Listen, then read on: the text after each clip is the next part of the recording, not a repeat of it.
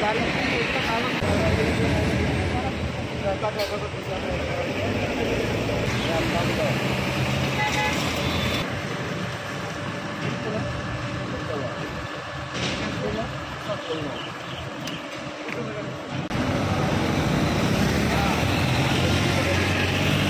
বল নবীনগরের ভাড়া আর হচ্ছে সাভারের ভাড়া 200 টাকা চাচ্ছে, যেখানে গাবতলী ভাড়া আছে 180 টাকা, যেটা সরকার নির্ধারিত ভাড়া হচ্ছে 180 টাকা, বাট এরা নবীনগর বা হচ্ছে সাভার পর্যন্ত ভাড়া চাচ্ছে হচ্ছে 200 টাকা। তার মানুষ কীভাবে যাবে এভাবে? হ্যাঁ, আমি পুলিশকে ইনফর্ম করলাম, তারা বলতেছে যে আসেন আমরা দেখছি। ঘাটে আসছে যাবো আবার নবীনগর, এখানে নর্মালি ভাড়া 120 টাকা করে।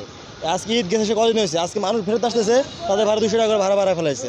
এগুলো কি ঠিক নাকি? আমরা দেশের এখানে ওরা পুলিশ বসে, ওই জায়গায় পুলিশ বসে রয়েছে, কারো কোনো খোঁজ খবর নাই। মানে জাতিদেরকে হয়রানি ছাড়া এটা কিছুই না। 100 টাকা ভাড়া, 120 টাকা, 100 টাকা নিতে পারে, 200 টাকা ভাড়া কোন হিসাবে নেয় তারা? আমার মাথায় খেলা নেই জিনিসটা। সব জায়গায়, সবটা জায়গায় ঈদ গেল, হ্যাঁ ঠিক আছে, ঈদের দিন, ঈদের আগের দিন নিতে পারে, ঈদের পর 3 দিন নিতে পারে।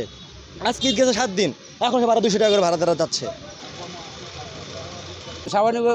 নবীনগর 150 টাকা, নবীনগর বাইরে দিয়ে যায় সাভারটা বাজা, আর তো 200 টাকা নেই।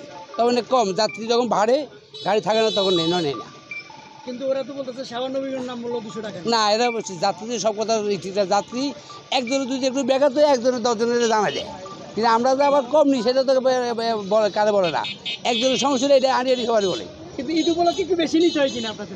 আমরা আসতে হ্যাঁ 10-20 টাকা বা 30 টাকা বেশি নিয়ে যাইতে বলি যাই, আইতে খালি নাই, তার জন্য 10-20 টাকা আমরা বেশি নিই। আমরা 100 টাকা বেশি নিই, 100 টাকা ভাড়া 100 টাকা নিই না, 150 টাকা ভাড়া 170 টাকা ভাড়া 200 টাকা নিই, 30 টাকা অত বাড়তি যায়, এইটুকুই। যে ঢাকা ফেরত যে যারা যাত্রী, তাদের যেন কোনো রাস্তায় যেন কোনো সমস্যা, অতিরিক্ত ভাড়া আদায়, এবং আমরা যে সড়ক পরিবহন আইন 2018 অনুযায়ী যেই আইন মেনে চলার প্রতি আমরা উৎসাহিত করছি।